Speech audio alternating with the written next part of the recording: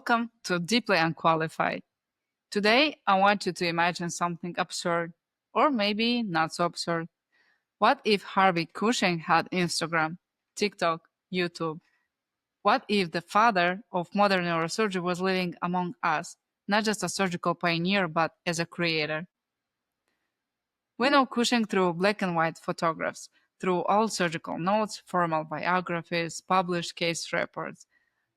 He's framed most of the time in sepia, stoic, brilliant, reserved. The man who first mapped the pituitary, the meticulous operator who documented everything with almost obsessive detail. But what if he had another platform?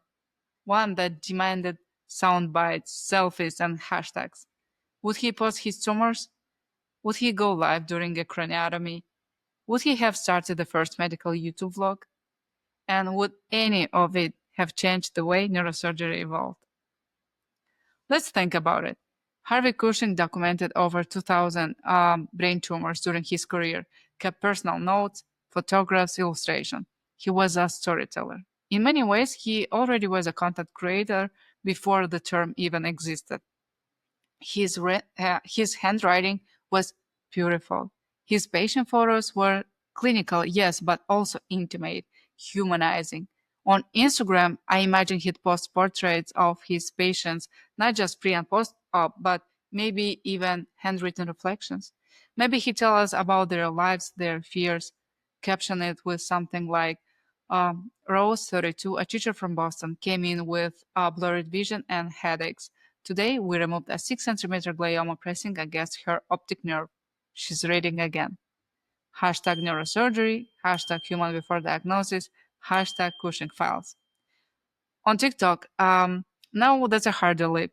Would Cushing have danced? Doubtful. But could he have done a 30-second breakdowns of surgical techniques? Could he have stitched myth with medicine? Imagine, this is your brain. This is a brain with hydrocephalus. Here's how we used to treat in 1905. And here's what I invented to change that. And then ended with a quote from Virchow. Cushing was many things, but boring wasn't one of them. He was intense, borderline obsessive. And maybe if he had TikTok, he would change the culture of medicine earlier, made it more human, more visual, more accessible. There is a deeper question here. How does the platform you use shape your legacy?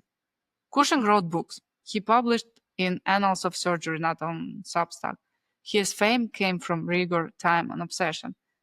Today, virality builds reputation in minutes, but it also erodes some nuances. Would Cushing have survived in today's attention economy? Or would he be ignored for being too serious, too slow to post, too unwilling to simplify the complexity of the brain in a 15 seconds reel? Maybe the better question is, what do we lose when brilliance doesn't fit the algorithm? How many modern Cushings are out there buried in lab basements or hospital corridors to consume with their craft to build a brand? And how many people with platforms are shaping public opinion on medicine without even having stepped into an OR? Here's the irony. Cushing's obsession with documentation, his journal, his sketches, his relentless data collection would have made him incredible at social media. But would he have chosen it? Would he have traded the silence of the OR for the noise of the feed?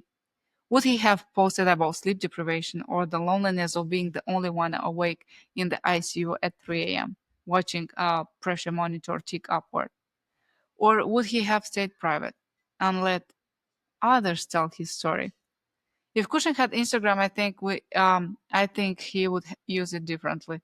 Not to sell himself, not to go viral, but to teach, to share complexity in a world that rewards simplicity, to post the truth, even when it's bloody, slow, and unresolved. Maybe he would make the human brain go viral for the right reasons. That's it for today. A thought experiment. One part curiosity, one part warning, because whether you're in the OR or on TikTok, how you tell the story might be just as important as the science behind it.